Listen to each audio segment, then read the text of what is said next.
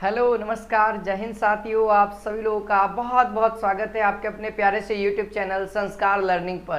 तो दोस्तों आज हम लोग बिहार डीएलएड प्रवेश परीक्षा के लिए हिंदी का पहला क्लास करने जा रहे हैं और इस क्लास में दोस्तों हम लोग वर्ण चैप्टर को कंप्लीट करेंगे विथ थ्योरी, पूरा थ्योरी कॉन्सेप्ट सीखेंगे जो आपके एग्जाम के लिए इंपॉर्टेंट है, किस तरीके से प्रश्न बन सकते हैं। और साथ ही दोस्तों हम लोग कुछ प्रैक्टिस सवाल देखेंगे, 30 या 34 के आसपास मैंने सवाल भी लिए हैं इस वीडियो में। तो मतलब समझिए तो एक कंप्लीट क्लास होने वाला है वर्ण का, तो आपको इस वीडियो को पूरे एंड तक देखना है। और दोस्तों आप सभी से एक छोटा सा रिक्वेस्ट है, अगर आप लोग डीएलएड की प्रवेश परीक्षा की तैयारी कर रहे हैं, अगर आपने अभी तक से इस चैनल को सब्सक्राइब नहीं किया है तो सर सबसे पहले आप क्या करिए, सबसे पहले तो आप इस चैनल को सब्सक्राइब करके बेल आइकन को ऑल कर लीजिए और वीडियोस को फटाफट अपने दोस्तों के बीच में जरूर से जरूर शेयर करें, ठीक है। तो ये बहुत ही ज़्यादा महत्वपूर्ण क्लास होगी। तो यहाँ पे हम लोग नीचे की ओर बढ़ते हैं। देखिए ये जो नोट्स है दोस्तों आपका हैंड राइटिंग नोट्स है जो मेरे द्वारा तैयार किया गया है बहुत ही। और देखिए सबसे पहले हम लोग हिंदी की विषय सूची यानी कि सिलेबस के बारे में बता देना चाहता हूँ, ठीक है। यहाँ पे देखिए सबसे पहला जो चैप्टर आता है आपका दोस्तों वह आता है वर्ण विचार, ठीक है। फिर सेकंड में आता है संज्ञा से अवयव यानी संज्ञा, लिंग, वचन, कारक, विशेषण, सर्वनाम, है ना, काल, वाच्य, अवयव, ये सारी चीजें आ जाती है। देखिए अब वर्तनी सबसे इंपॉर्टेंट है सर। वर्तनी आपके एग्जाम में जो भी सवाल रहेंगे वर्तनी से रिलेटेड रहेंगे। पूछा जाएगा कि निम्नलिखित में से शुद्ध शब्द कौन सा है, अशुद्ध शब्द कौन सा है, तो वो चैप्टर नंबर 3 है हमारा। चैप्टर नंबर 4 है संधि, समास, शब्द विचार, विलोम शब्द, पर्यायवाची शब्द, अनेकार्थक शब्द, मुहावरे और है दोस्तों लोकोक्तियां, वाक्य रचना एवं कवियों तथा लेखकों की रचनाएं, है ना, जैसे रामधारी सिंह दिनकर, प्रेमचंद, तुलसीदास, सूरदास, महादेवी वर्मा, है ना, सुभद्रा कुमारी चौहान वगैरह जितने बहुत सारे कवि हैं, रहीम, है ना, कबीर, है ना, बहुत सारे कवि हैं, उनके बारे में भी हम लोग सीखेंगे सबसे लास्ट वाले चैप्टर में। तो चलिए हम लोग स्टार्ट करते हैं अपना पहला वाला चैप्टर, ठीक है। ये हमारा पहला चैप्टर है, उम्मीद है आप सभी को क्लियर दिख रहा होगा, ऐसा मैं बोलूँगा। यहाँ पे देखिए दोस्तों वर्ण विचार में सबसे पहला तो आता है कि वर्ण कहते किसको है, वर्ण होता क्या है। तो यहाँ पे सबसे पहले मैं जो डेफिनेशन लिखा उसको मैं उच्चारित करता हूँ। लिखा हुआ दोस्तों, मौखिक भाषा की मूल ध्वनियों को व्यक्त करने वाले चिन्हों को वर्ण कहते हैं। यानी कहने का मतलब दोस्तों कि वर्ण क्या है, जैसे हम बात कर रहे हैं, हम क्या कर रहे हैं दोस्तों, हम लोग बात कर रहे हैं आपस में, ठीक है। तो ये जो बात हो रहा है इसको लिखना चाहिए, कॉपी कलम पे लिखना है। तो लिखने के लिए, उस भाषा को लिखने के लिए हम लोग क्या करते हैं, वर्ण का इस्तेमाल करते हैं और वही हमारा वर्ण एक सांकेतिक रूप है, भाषा का सांकेतिक रूप है। आपसे सवाल कभी कभी बन जाता है, ठीक है। तो यहाँ पे एक और भाषा लिखा, वर्ण भाषा का सबसे छोटी इकाई है। सवाल पूछता है कि भाषा की सबसे छोटी इकाई क्या है, वर्ण, शब्द, वाक्य या इनमें से कोई नहीं। तो ध्यान रहे वर्ण होता है और वर्ण का जो उच्चारित रूप होता है उसको हम लोग ध्वनि भी कहते हैं। कभी कभी आपके ऑप्शन में ध्वनि भी रहेगा तो ध्वनि भी सही रहता है। देखिए यह लिखा हुआ है, प्रत्येक ध्वनि का एक विशेष चिन्ह होता है। जैसे अ बोल रहे हैं तो अ का चिन्ह ये होता है, आ बोल रहे हैं आ का चिन्ह ये होता है। अगर क बोल रहे हैं तो क को हम कुछ इस ढंग से लिखते हैं, है ना, अपना अपना एक विशेष चिन्ह है सर। ख है तो ख को कुछ इस ढंग से लिखते हैं, तो ये कुछ अपना विशेष चिन्ह है। अब देखिए अब अगला टॉपिक आता है दोस्तों कि वर्णमाला। समझते चलेंगे, वीडियो पसंद आएगा तो लाइक और शेयर जरूर करिएगा, ठीक है।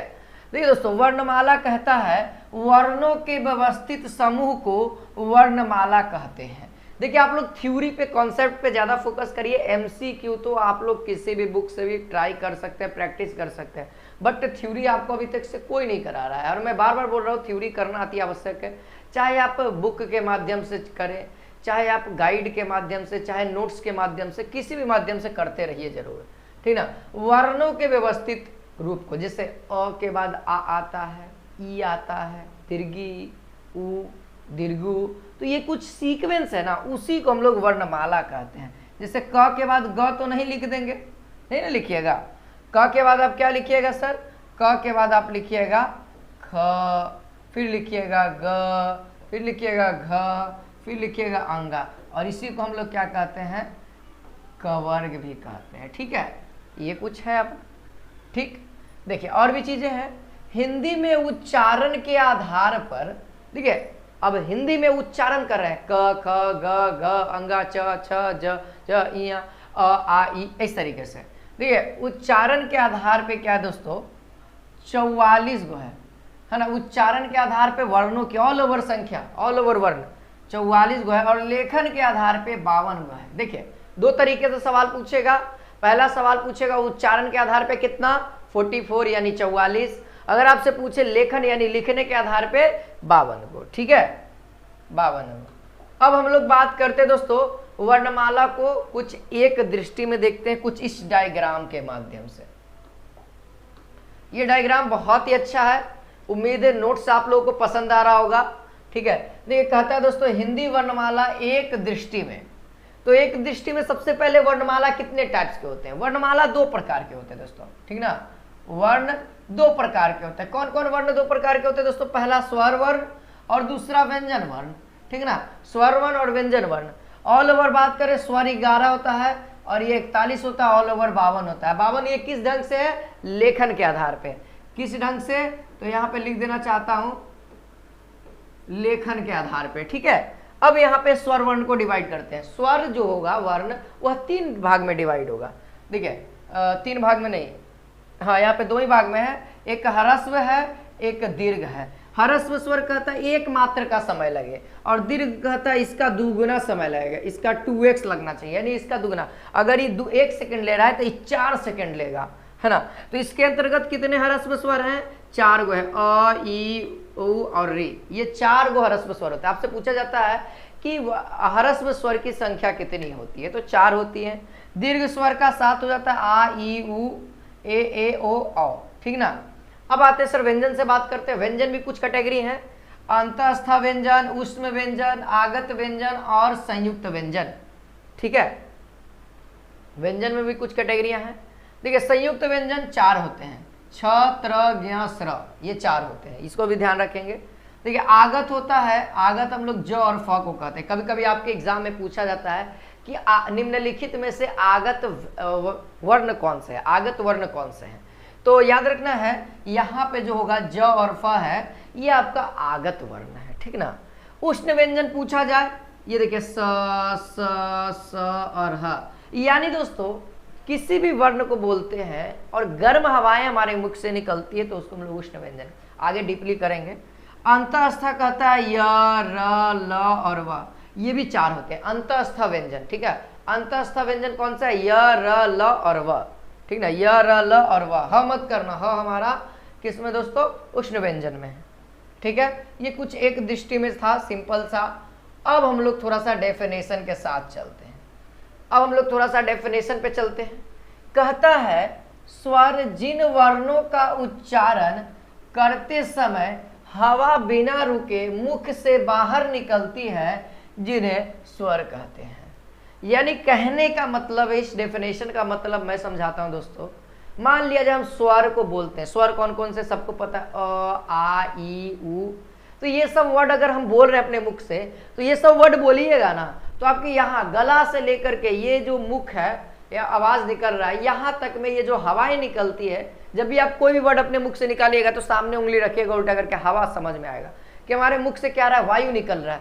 तो ये जो वायु है ना कहीं पे भी प्रभाव नहीं डालता है, ना ही कंठ पे, ना ही मूर्धा पे, ना ही तालू पे, ना ही जीभ पे, ना ही दांत पे, ना ही ओठ पे, कहीं पे भी नहीं प्रभाव। अ आ ई ओ, मतलब मुंह खोल के भी बोल सकते हैं इस चीज को क्लियरी भाषा में। ठीक ना, और स्वरों के उच्चारण में अन्य स्वरों अथवा व्यंजनों की सहायता लेनी पड़ती है। ठीक ना, सहायता नहीं लेनी पड़ती है। ठीक है, सहायता नहीं लेनी पड़ती है। ठीक है, नहीं छूट गया है, नहीं लेनी पड़ती है, अर्थात स्वर स्वतंत्र ध्वनि है। ठीक ना, अब देखिए स्वरों का उच्चारण। अब देखिए दोस्तों कहता है स्वरों का उच्चारण क्या है, इसको समझते हैं। देखिए दोस्तों स्वर का अगर उच्चारण करते हैं तो 3 प्रकार के हो जाते हैं। स्वर का जब हम भी उच्चारण करेंगे तो वो 3 प्रकार के, सबसे पहला ह्रस्व, दीर्घ और प्लुत स्वर, ये 3 कैटेगरी के हो जाते हैं। देखिए अब ह्रस्व स्वर, दीर्घ स्वर को अच्छे से क्लियरिफाई करेंगे, आपके सामने करेंगे। ठीक है, पूरा बेहतरीन ढंग से नोट्स को तैयार किया गया ताकि हर एक वर्ड आपको समझ में आए और ये जो पीडीएफ है दोस्तों हमारे संस्कार लर्निंग के टेलीग्राम पे मिल जाएगा। टेलीग्राम पे क्या सर्च करना, कैपिटल एस करिएगा, स्मॉल में सारा लिखिएगा और ये कैपिटल लिखिएगा और बाकी सब स्मॉल लिखिएगा। ये आप लोग टेलीग्राम पे ये चीज़ सर्च करिएगा ना तो आपके सामने आ जाएंगे और वहाँ पे ज्वाइन कर लीजिएगा, सारा पीडीएफ आपको वहीं पे मिल जाएगा। ठीक है, अब हम लोग बात करते हैं यहाँ पे दोस्तों कि ह्रस्व स्वर कहता है जिन स्वरों का उच्चारण करते समय सबसे कम समय लगता है, यानी एक मात्र का समय लगता है। सबसे कम कहने का मतलब एक मात्र का समय लगता है, उन्हें ह्रस्व स्वर कहते हैं जिनकी संख्या 4 है, अ ई उ री, है ना। री को हिंदी में उच्चारण की दृष्टि से स्वर में नहीं माना जाता है। देखिए सवाल बहुत अच्छा है, लिख दिया गया है, नोट है ना। री जो लिखा हुआ है दोस्तों, री को हिंदी में, है ना, री को हिंदी में, है ना, उच्चारण की दृष्टि से स्वर में नहीं माना जाता है। ठीक है, ऐसा संस्कृत में माना जाता है क्योंकि ये संस्कृत वर्ड है ना।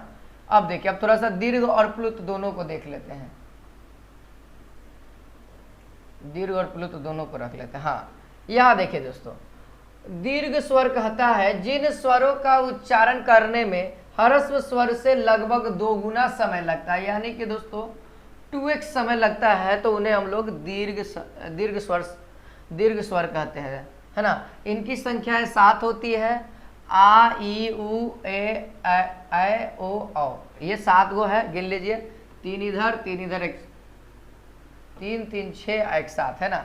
अब प्लुत स्वर किसे कहेंगे, तो प्लुत स्वर में बहुत अच्छा है, जिन स्वरों का उच्चारण करने में ह्रस्व स्वर की तुलना में 3 गुना समय लगता है। मान लिया जाए ह्रस्व स्वर 2 सेकंड लेता है। कितना लेता है, किसी वर्ड को बोलने में 2 सेकंड लेता है।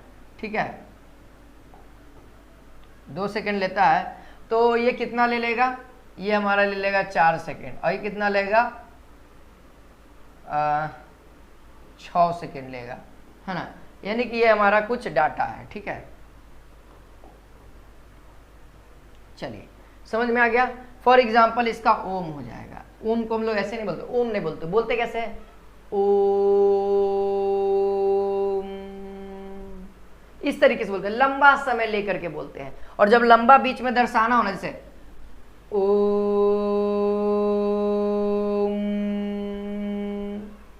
तो ये हुआ ना दोस्तों, तो इसको लंबा से दर्शाते हैं। ये कुछ इस ढंग से लिखा हुआ रहता है और ये लंबा दर्शाता है। ठीक है, उम्मीद है हर एक चीज आप सभी को क्लियर हो रहा होगा। चलिए अब आगे बढ़ते हैं। अब आगे बढ़ते हैं दोस्तों, ये देखिए कुछ अलग टॉपिक है ना। अयोग्य वाह, अयोग्य वाह कौन सा वर्ण होता है, आपसे पूछा जाता है कि निम्नलिखित में से अयोग्य वाह वर्ण को चुनिए। तो देखिए दोस्तों, ये अनुस्वार है ना, वही चीज है, और अन, है ना। अन और अह जो है, ये ध्वनियाँ, है ना, ये ध्वनियाँ स्वर होती है। ये ध्वनियाँ स्वर, ये ध्वनियाँ ना तो स्वर है और ना ही व्यंजन है। ध्यान है दोस्तों, अन और अह को ना ही हम लोग स्वर में रखते हैं और ना ही व्यंजन में रखते हैं कहाँ, अयोग्य वाह में। ठीक है, अयोग्य वाह में।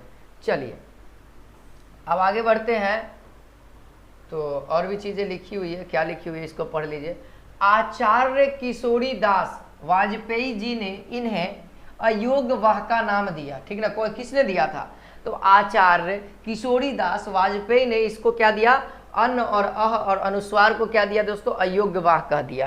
क्योंकि ये बिना, रीजन देखिए, क्योंकि ये बिना किसी के योग किए ही अर्थ वहन करते हैं। ये बिना किसी के जुड़े हुए अर्थ को वहन कर देता है। ठीक है, आगे देखिए, हिंदी वर्णमाला में इनका स्थान स्वरों के बाद और व्यंजन से पहले होता है ना, स्वर के बाद, है ना, स्वर के बाद और व्यंजन से पहले। देखते होंगे अन और अह लास्ट होता है, फिर उसके बाद क ख ग घ स्टार्ट हो जाता है ना, तो स्वर से पहले हो गया। इनका प्रयोग सदैव स्वर वर्णों के साथ ही होता है। देखिए इसका यूज हम लोग स्वर के साथ ही करते हैं, लेकिन ये आचार्य राजकिशोरी जी इसको स्वर वर्ण में नहीं मानते हैं, लेकिन यूज किया जाता है उसी क्षेत्र में, है ना। देखिएगा आप लोग आ ई वाला पढ़िएगा ना, तो उसी के साथ अनुस्वार वाला भी पढ़िएगा। अब आते हैं सर व्यंजन में। व्यंजन का डेफिनेशन बहुत सिंपल है ना। देखिए लिखा हुआ, व्यंजन वह ध्वनि है ना, जिसके उच्चारण में हवा आबंध गति में मुख्य विवर से नहीं निकल पाती है, तो इसे पूर्ण अवरुद्ध होकर फिर आगे बढ़ना पड़ता है। यानी इस लाइन का कहने का मतलब छोटा सा सिंपल बता देता हूँ दोस्तों कि देखिए व्यंजन उसे कहते हैं जिसके उच्चारण के दौरान हमारे मुख से निकलने वाली हवाएं, है ना, मुख के किसी न किसी अंग को प्रभावित करते हुए निकलती है, यानी कि जोड़ देते हुए निकलती है। उस तरह के वर्ण को हम लोग, उस तरह के जो वर्ण उच्चारित कर रहे हैं उसको हम लोग व्यंजन वर्ण कहते हैं। जैसे क, आप क बोलिए, यहाँ कंठ पे भार पड़ेगा। आप च बोलिए, तालू पे भार पड़ेगा, इस तरीके से, ठीक है ना, तालू पे भार पड़ेगा। आप ट बोलिए, मूर्धा पे भार पड़ेगा, ऊपर वाले पे, ठीक है, ट। आप बोल के देखिएगा तो पता लगेगा। बहुत ही इसको, है ना, सेंसिटिविटी के साथ बनाया गया है। देखिए, अब देखिए दोस्तों, व्यंजनों का वर्गीकरण करना अति आवश्यक है, आपके एग्जाम में पूछा जाता है। देखिए, कवर्ग मतलब समझिएगा, क ख ग घ अंगा। ये इसका उच्चारण कहाँ होता है दोस्तों? तो कंठ से होता है, इसीलिए कंठस से, है ना, कंठस से बोलते हैं, कंठे शब्द, है ना। चवर्ग च छ ज झ इया, और इसको तालव्य वर्ण बोलते हैं, यह तालु से बोला जाता है। टवर्ग यह मूर्धन्य वर्ड बोलते हैं, यह कहाँ से बोला जाता है? मूर्धा से। यह कहाँ से बोला जाता है? तालु से। और यह कंठ से, ठीक ना। और यह दांत से। तवर्ग को कहाँ से बोला जाता है? दांत से बोला जाता है, ठीक ना, दांत से। त देखिएगा, जब भी त बोलिएगा तो दांत आपका भाग जरूर लेगा। प बोलिए, आप ओठ, ये ओठ से होता है, इसीलिए इसको ओठ से बोलते हैं, इसको ओठ की आवश्यकता होती है। प आप बोलिए, बिना ओठ सटाए हुए आप नहीं बोल सकते। प आप मुंह खोल करके बोल के दिखाइए, नहीं होगा। दांतों सटा लीजिए, नहीं बोल पाइएगा, इसमें का कोई भी वर्ण आप नहीं बोल पाइएगा, इसीलिए ओष्ठ बहुत जरूरी है। देखिए, अंतस्थ य र ल व, और उष्ण व्यंजन स ह, ये उष्ण व्यंजन है। संयुक्त व्यंजन छ त्र ज्ञ और स्र, ये चार उष्ण संयुक्त व्यंजन, ये बहुत इंपॉर्टेंट है सर, इसको आप लोग वीवीआई कर लो, ठीक ना, इसको आप लोग वीवीआई कर लो, ध्यान रखना। चार होते हैं, कौन कौन होते हैं और इसका मिलाव क्या होता है ये भी हम सिखाएंगे अभी, कि त्र कैसे बना, है ना, ये जो त्र है आधा त प्लस र, है ना, ये छ कैसे बना, क्षत्रिय वाला छ कैसे बना, ज्ञ कैसे बना, है ना, ज और इया। चलिए अगर आगे बढ़ते हैं। देखिए दोस्तों, अब यहाँ पे हम लोग बात करते हैं, कुछ इंपॉर्टेंट तथ्य पे आते हैं। श्वास की मात्रा के आधार पर हिंदी व्यंजन का वर्गीकरण। अब व्यंजन को हम लोग दो तीन तरीके से वर्गीकृत करेंगे, वो तो सर वर्ण के आधार पे कहें, अब कुछ अलग ढंग से करें। जैसे सांस वाले पे तो दो तरह के होते हैं, एक अल्प प्राण होता है, एक महाप्राण होता है। इसी तरीके से एक और होता है, एक घोष होता है, एक सघोष होता है। तो इससे सवाल आपके एग्जाम में पूछे जाते हैं। तो देखिए, इसका ट्रिक हम लिख दिए यहाँ पे। अल्प प्राण का मतलब होता है पहला, तीसरा, पचमा, पहला, तीसरा, पचमा। ये लिखने का मतलब है दोस्तों, जैसे आपका हो गया कवर्ग, ये कवर्ग हो गया। कवर्ग में कितने एलिमेंट आएंगे? 5 एलिमेंट आते हैं। कौन कौन आते हैं जरा लिख देते हैं, ये को समझाएंगे। क, ख, ग, घ, और यहाँ पे एक अंगा भी डाल देते हैं, ठीक है। ये 5 वर्ण हो गए। पहला का मतलब क हमारा कौन सा वर्ण है? अल्प प्राण। तीसरा का मतलब ग हमारा, और पांचवा का मतलब अंगा। ये देखिए क ग अंगा, ये वर्ण अगर दिख जाए तो ये हम किसको मारेंगे? महाप्राण को, ठीक ना। च ज इ ट ड अड़, है ना, प ब म, प ब भ ना, म, ठीक है ना। इसी के तरीके से जो बाकी बचल है, जैसे कि 2 और 4 बच गया, तो ये जितने एलिमेंट होंगे ये हमारा महाप्राण होंगे। समझिए, एगो याद रखिएगा तो याद हो, या तो महाप्राण याद रख लीजिए, दूसरा और चौथा जो भी वर्ण होंगे वह महाप्राण होंगे। तो ये कहाँ तक? पवर्ग तक तो कोई दिक्कत नहीं होगा, पवर्ग तक तो ये रूल फॉलो करेगा, पहला, तीसरा, पांचवा वाला। लेकिन उसके बाद वाला दोस्तों देखिए, जैसे कि उसके बाद वाला में देखिए, ये उष्ण वाला देखिए, यर लव, देखिए यहाँ पे देखिए यर लव, ये हमारा क्या है दोस्तों? अल्प प्राण है। और इधर देखिए उष्ण व्यंजन जो है हमारा, उष्ण व्यंजन जो है ये हमारा क्या है? महाप्राण है। तो ये चीज याद रखना पड़ेगा। यर लव यानी कि अंतःस्थ व्यंजन, इसको अंतःस्थ बोलते हैं, और इसको हम लोग उष्ण व्यंजन बोलते हैं, उष्ण व्यंजन। हमने सीखा अभी कुछ देर पहले, ठीक है। तो ये दोनों आप लोग बंटवारा कर लीजिएगा। अब देखिए, अब अल्प प्राण का वही डेफिनेशन लिखा हुआ है, डेफिनेशन से तो मतलब नहीं है, डेफिनेशन से सवाल आता नहीं है, ठीक है। तो केवल मैंने फॉर्मेलिटी के लिए लिख दिया है, बाकी जो इंपॉर्टेंट है वो चीज़ सिखाएंगे ना। बहुत ज़्यादा पूछा जाता है, एग्जाम में पूछता है कि वर्ण बताइए, वर्ण पूछता है। आज तक से ऐसा नहीं है कि डेफिनेशन से सवाल आया। कहता है श्वसन तंत्री में कंपन के आधार पर हिंदी व्यंजन का वर्गीकरण, ठीक ना। अब श्वसन तंत्री जो होता है दोस्तों, उसके अंतर्गत तो एक होता है अघोष, एक होता है सघोष या फिर घोष, है ना, या फिर डायरेक्टली इसको घोष भी कह देते हैं, ठीक है। ये दो प्रकार के होते हैं। जैसे हमने अल्प प्राण महाप्राण पढ़ा, सेम उसी तरीके से इसको भी पढ़ेंगे।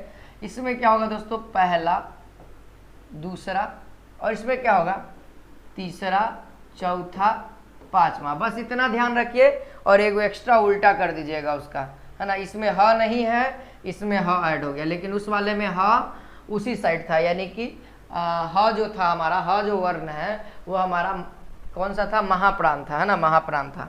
और स भी हमारा महाप्राण था। और ये जो हमारा य र ल व जो था वो हमारा अल्प प्राण था। लेकिन आज क्या दोस्तों, क ख च छ ट ठ त थ प फ स ये सब जितने एलिमेंट है वो हमारा क्या है, अघोष वर्ण है। अब सघोष यानी घोष वर्ण क्या है, ग घ अंगा ज झ इया और ड क्या है, ड, है ना, ढ न त थ न और क्या, ब भ म य र ल व ह, ये सब क्या है दोस्तों, हमारे अघोष सघोष हो गए। अब आइए सर उच्चारण वाला, जो कि बहुत अच्छा है। ये कभी कभी सवाल यहाँ से भी आपके एग्जाम में पूछ दिए जाते हैं। उच्चारण स्थान जो कि मैंने एक जगह कर दिया है, जो कि आपको याद रहेगा, कंठ से बोलने वाले शब्द को मैंने लिख दिया है। कवर्ग तो है और साथ में ह एक एक्स्ट्रा है, देख लीजिए, ह है ना, ह का भी उच्चारण स्थान कंठ से होता है। मूर्धन्य देखिए दोस्तों, मूर्धा, तो मूर्धा में टवर्ग तो ठीक है, यहाँ तक तो सही है। और यहाँ पे देखिए ये जो नए नए वर्ड आपको दिख रहे हैं यहाँ तक, ये भी हमारा मूर्धा से बोला जाता है, ठीक है। अब यहाँ पे दंत मूल से देखिए, यानी कि वत्सर्य से देखिए, तो ये दंटी स र ल, है ना, ये होता है हमारा कहाँ से, दंत मूल से। दंतो ओष्ठ यानी दंत और ओठ का मिला करके, है ना, व और फ को बोला जाता है, व फ, है ना। तालब यानी कि तालु से बोले जाने वाले शब्द, तो चवर्ग तो हो ही गया, चवर्ग तो हो ही गया, और य और स भी हमारा एक एक्स्ट्रा है। अब देखिए दांत से बोले जाने वाले, तो ये तो पता ही है, दांत से बोले जाने वाले तवर्ग होते हैं, अभी हमने सीखा कुछ देर पहले। चलिए अब आगे देखिए, तब अब कुछ बहुत अच्छे अच्छे चीज़ मैंने लिख दिया है ना। ओठ से बोलने वाले पवर्ग है, बस और कुछ नहीं है। अब देखिए तालव्य स, मूर्धन्य स, दंत स, है ना, दंती स कहते हैं ना, तो यानी दांत से बोला जाता है इसीलिए इसको दंत स कहते हैं। ये मूर्धा से बोला जाता है इसीलिए इसको मूर्धन्य स कहते हैं। और ये तालव्य से बोला जाता है, यानी कि तालु से बोला जाता है, इसीलिए इसको तालव्य स बोलते हैं। आप लोग को पढ़ाया गया होगा। और महाप्राण हमारा ह हमारा क्या, एक महाप्राण है, ठीक है। अब थोड़ा सा इधर आते हैं, संयुक्त वर्ण से भी बात कर लेते हैं। संयुक्त वर्ण क्या कहता है, क और स बनाएंगे तो क्षत्रिय वाला छ बनेगा, ठीक ना। त और र बनाएंगे तो त्रिशूल वाला त्र बनेगा। और ज और इया मिलाएंगे तो वैज्ञानिक वाला ज्ञ बनेगा। और स और र बनाएंगे तो श्रमिक वाला स्र बनेगा। तो ये कुछ इंपॉर्टेंट है, आपके एग्जाम में ये भी पूछ देता है कि जो छ है वह किस वर्णों के मेल से बना होता है, ठीक है। तो ध्यान रख लीजिएगा आप लोग। चलिए अब देखिए, मैंने वस्तुनिष्ठ प्रश्न को भी ले लिया इस वीडियो में, है ना, ताकि आप लोगों को कोई दिक्कत ना हो।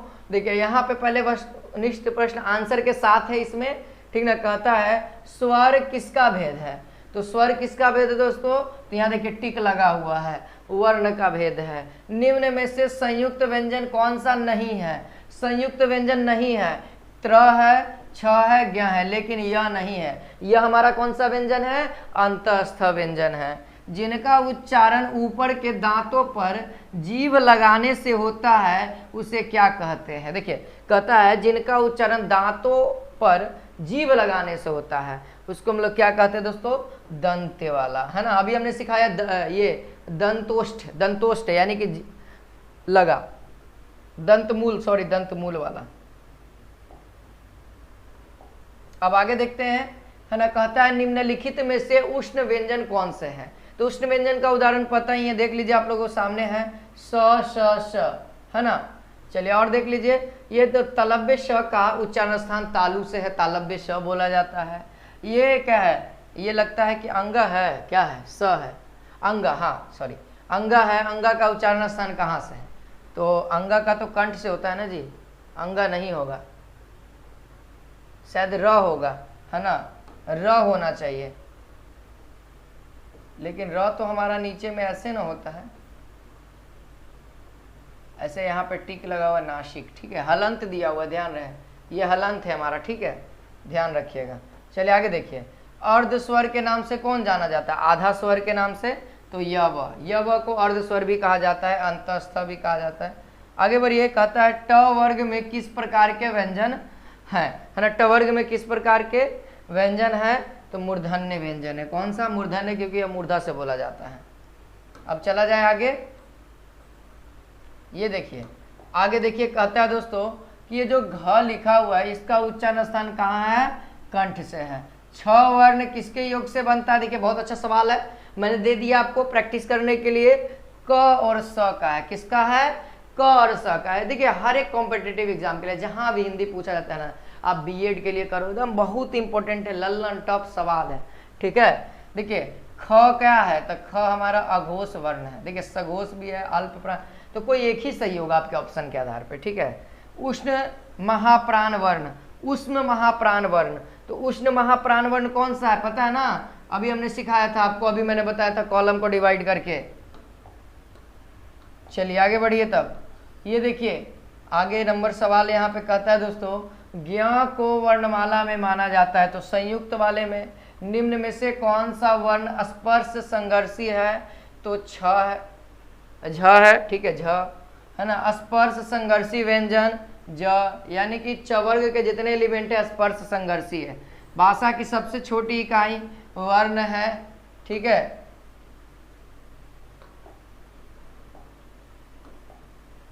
चलिए अब आगे बढ़ते हैं, तब अगला सवाल देखा जाए।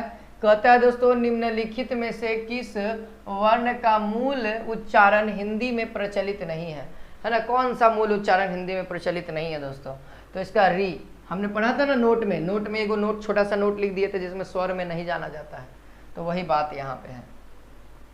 अगला सवाल, निम्न में से महाप्राण वर्ण है, तो थ है, पता ही है। तालव्य व्यंजन च वर्ग, है ना, कौन सा ओष्ठ नहीं है, आ हमारा ओठ से नहीं बोला जाता है, बाकी ये सब ओठ से बोला जाता है, ध्यान रखिएगा। देख लीजिए ऊ और दीर्घु ओठ से बोला जाता है, और वह भी हमारा ओठ से बोला जाता है। अब अगली बार से मान लिया जाए, पूछा जाए कि इनमें से कौन सा वर्ण स्वर ओठ से बोला जाता है, तो ऊ रहेगा ऑप्शन में, तो उसको टिक करिएगा। चलिए तब अगला सवाल देखा जाए। अब यह देखिए अगला सवाल यहाँ पे देखिए दोस्तों, कहता है अल्प प्राण ध्वनियों का समूह कौन है, अल्प प्राण, तो देख सकते हैं ऑप्शन आपके सामने है, क्या है, च, ज और ई, ये अल्प प्राण का है। हिंदी वर्णमाला, है ना, व्यंजनों की संख्या है, हिंदी वर्णमाला व्यंजनों की संख्या कितनी है, तो व्यंजन की संख्या कितना है, 33 है, सबको पता है। ए का उच्चारण स्थान का नाम क्या है, ए कहाँ से बोला जाता है, ए, है ना, तो वो कहाँ, कंठ और तालव्य के बीच में बोला जाता है, यानी इन दोनों का सहारा लगता है, ठीक है। अगला, निम्न में से कौन सा वर्ण अंतस्थ नहीं है, यानी य, र, ल, व, है ना, ह नहीं है, ह हमारा क्या है, उष्ण व्यंजन है, ठीक है। चलिए देखिए एकदम बहुत ही अच्छा सवाल रहेगा, आसान रहेगा, लेकिन कंफ्यूज करने के लिए ज़्यादा करेगा आपको। ये कहता है दोस्तों, प्रयत्न के आधार पर ल किस प्रकार की ध्वनि है, तो ल जब भी बोलिएगा तो ये जो जीव है ना, जीव सिकुड़ के और साइड से हवाएं निकलती है, ल बोलिएगा, देखिए ये लुंठित हो जाएगा, गोल घूम जाएगा जीव हमारा, और साइड से हवाएं निकल जाएगी, तो इसीलिए इसको साइड को हम लोग हिंदी में प्राशर्व कहते हैं ना, प्राशर्व, समांतर। चलिए आगे बढ़िए, कहता है अघोष वर्ण कौन सा है, तो यहाँ देख लीजिए टिक है ऑलरेडी, स है। हिंदी की तालव्य ध्वनियां हैं, तो च, छ, ज और झ, ये सब क्या है दोस्तों, तालव्य ध्वनियां हैं, ठीक है। अगला है कौन सी अल्प प्राण है, तो ये सब चीज तो आप लोग देख लीजिए, एग्जाम्पल ध्यान रखिएगा, तो उम्मीद है कि बन ही जाएगा, है ना, बाकी सब वही है। देखिए कुछ सवाल हैं, जैसे हिंदी वर्णमाला में अन और अह क्या है, तो अयोग बा है ना, आचार्य किशोरी दास ने बताया था। ज में अनुस्वार लगाने पर कौन सा शब्द बनेगा, ज पे अगर अनुस्वार लगाते हैं तो जंगल बनेगा, और जंगल हमारा करेक्ट आंसर भी है। अब देखिए मात्राएं कितने प्रकार की होती हैं दोस्तों, तो उम्मीद है इसका आंसर आप सभी को पता हो गया। 12 प्रकार की होती है। कुछ सवाल थ्योरी में नहीं दे करके ऑब्जेक्टिव में भी दिया जाता है, इसीलिए ठीक है। अब देखिए अब ये लास्ट सवाल है हमारा आज का ना। अतः निम्नलिखित कहता है निम्नलिखित में से कौन सा ध्वनि नासिक से बोला जाता है, नासिक के, तो यहाँ पे न आप लोग बोलिएगा तो नासिक से, यानी कि नाक का भी यूज होता है, न बोलिएगा तो उसी को नासिक कहते हैं, ठीक है। तो उम्मीद है दोस्तों आज की वीडियो अच्छी लगी हो, तो उम्मीद है आप लोग इतने दूर तक आए हैं, तो आप सभी को थैंक यू तो बोलना मेरा फर्ज बनता है। Thank you for watch video. उम्मीद है आप सभी को इस वीडियो से जरूर कुछ ना कुछ सीखने को मिला होगा। अगर सीखने को मिला है तो लाइक शेयर सब्सक्राइब। फिर मिलते हैं इसी के साथ नेक्स्ट क्लास में। जय हिंद, जय भारत। और अपना कमेंट करके एक फीडबैक जरूर दीजिएगा। आप लोग कमेंट करते नहीं है सर कि क्लास कैसा लगा, कमेंट जरूर करिए। Okay bye, take care.